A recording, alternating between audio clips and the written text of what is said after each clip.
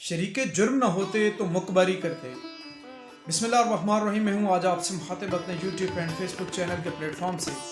आपसे रिक्वेस्ट है कि मेरे चैनल को सब्सक्राइब कर दें, फेसबुक पेज को फॉलो कर दें। आज के इस ब्लॉग के अंदर हम डिस्कस करेंगे कि अकम्पलिस कौन होता है, वादा माफ गवाह कौन होता है, इसका क्या क्राइटेरिया है, इसका क्या कानूनी तौर पर इसकी कोई कानूनी हैसियत है या नहीं। आज के इस ब्लॉग के अंदर मैं आपको बताऊँ सुल्तानी गवाह या वादा माफ गवाह के लिए दो तरह के लोग जो क्राइम कमिट करते हैं, तो दो तरह के लोग, दो तरह की पार्टियां शामिल होती हैं। एक असेसरी पार्टीज होती हैं, एक नेसेसरी पार्टीज होती हैं। असेसरी पार्टीज कौन सी होती हैं?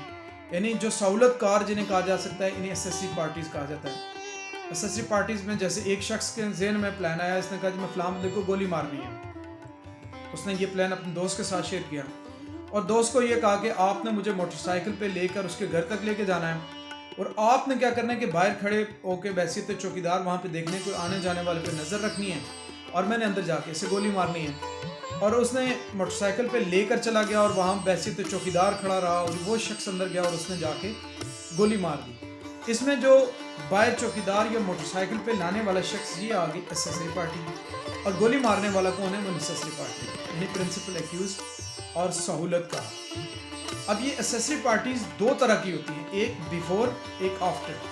यानी बिफोर ये जो मोटरसाइकिल वाला था जिसने लाया चौकीदारी दी, ये आ गया असेसरी बिफोर, यानी क्राइम से पहले वाले सहूलतकार। और आफ्टर वाले कौन है? ये क्राइम होने के बाद वाले जो जिसने यानी इसने क्राइम कमिट किया, ये दोस्त के घर चला गया, उसने उसे बाहर जाने में उसने अहम किरदार अदा किया, उसने वीज़ा लगाने में अहम किरदार अदा किया, या तुरहुम बॉर्डर पार कराने में उसने अहम किरदार अदा किया। अब हम अपने असल टॉपिक की तरफ आते हैं। वादा माफ गवाह कौन बन सकता है, यानी अकम्पलिस कौन हो सकता है?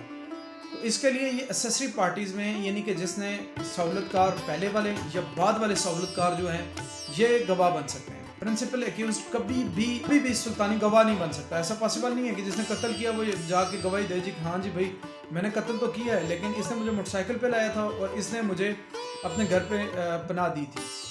ऐसा पॉसिबल नहीं है। जो प्रिंसिपल एक्यूज्ड है वो अकम्पलिस नहीं बन सकता, सुल्तानी गवाह या वादा माफ गवाह नहीं बन सकता। उसके बाद हदूद लॉज में ये कम्पलिस नहीं बन सकता कोई भी, चाहे वो असेसरी पार्टी है या नेसेसरी पार्टी है। वादा माफ गवाह नहीं बन सकती, वो अकम्पलिस नहीं बन सकती। असेसरी बिफोर और आफ्टर वाली जो पार्टीज़ हैं, इनमें से कोई एक बंदा बन सकता है सुल्तानी गवाह। अब क्या कोई ऐसा कानून मौजूद है कि इन सुल्तानी गवाहों को वो स्ट्रेंथन कर रहा हो या वो इसको इंडोज कर रहा हो? तो इसका रिप्लाई है जी।